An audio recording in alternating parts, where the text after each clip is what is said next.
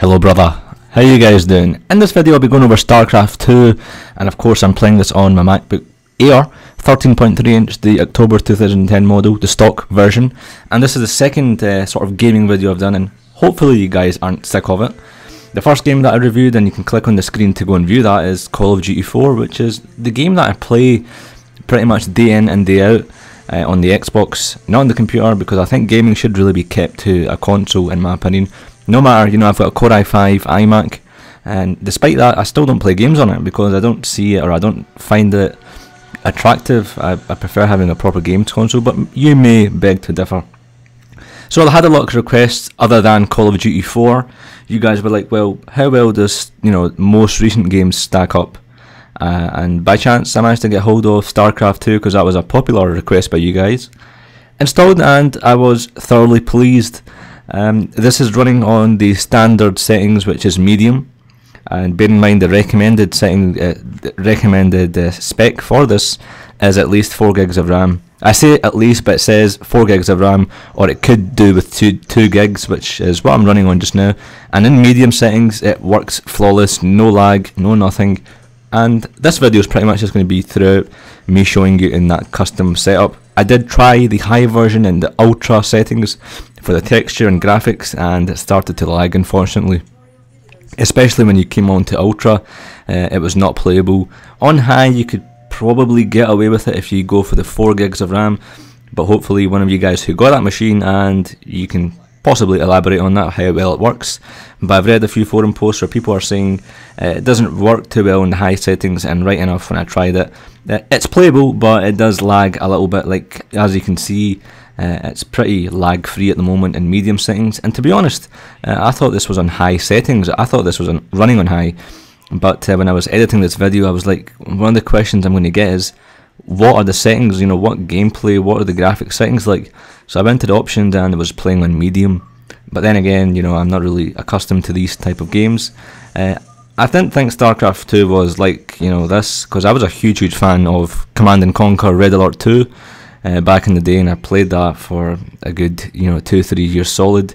One of the best games. But now when I look at the Command & Conquer Red Alert series, is it still called Red Alert? I think it's just called Command & Conquer now. It's too 3D, don't like it. I prefer the Red Alert series, and I don't know why I'm talking about the Red Alert series. I guess it's because it's kind of similar in terms of you kind of highlight the guys and you fire and so on, but Red Alert was 100 times better. But nevertheless, the graphics on this thing are pretty damn awesome.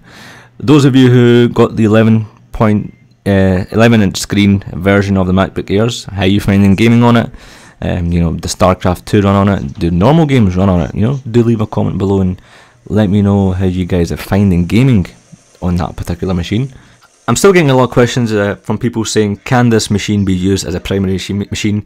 I've said this before, and I'll say it again. Yes, it can. Hell yes, it's very, very powerful, this machine.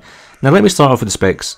It's got a 64GB SSD, or you can do 128 or 256 GB of SSD flash, whichever one you want, so there's no question as to you're limited as to what you can use. Furthermore to that, there's a company that has announced today that they're bringing out a new third-party flash drive, so essentially you can open it up and shove this thing in. No prices have been announced, but no doubt in the next few days or weeks we'll hear of bigger companies like Crucial, Kingston, coming out with their own versions which can be used with the MacBook Air. And lastly, external drives are so friggin' cheap now. Go into Tesco, pick up a 1TB hard drive external for about £45. I mean, you can't really beat that. So the whole argument of, it's not got that much of memory or that much of space, I think it's a bit of a BS, to be honest. So that's that side. RAM, I don't think most people will actually want to or get more than 4 gigs of RAM. I might be generalising. I mean, I've got a Core i5 iMac, and I've never actually thought about upgrading the RAM on it. One update that I do want to do is an SSD, but I'm holding it because that will be beneficial to me over the RAM. I just don't think the RAM it's really worth getting, especially at that price point. You might as well go for SSD.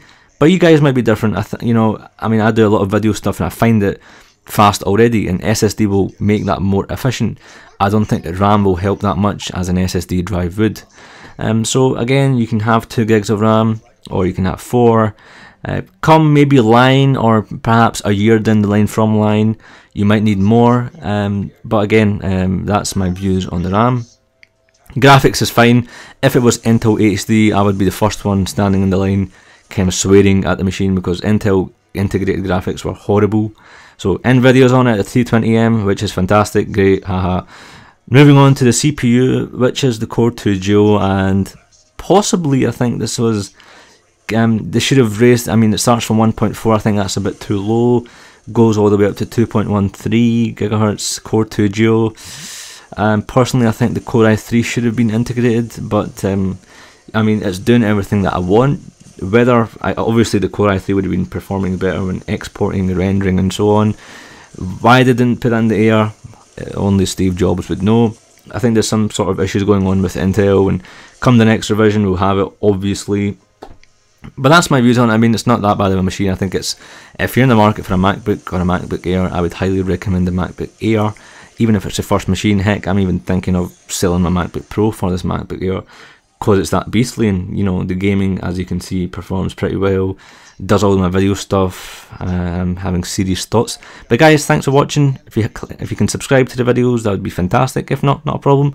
And if you can go into iGlaswegian.com, hit the like button on the Facebook part, and guys, I'll see you in another life. Cheers.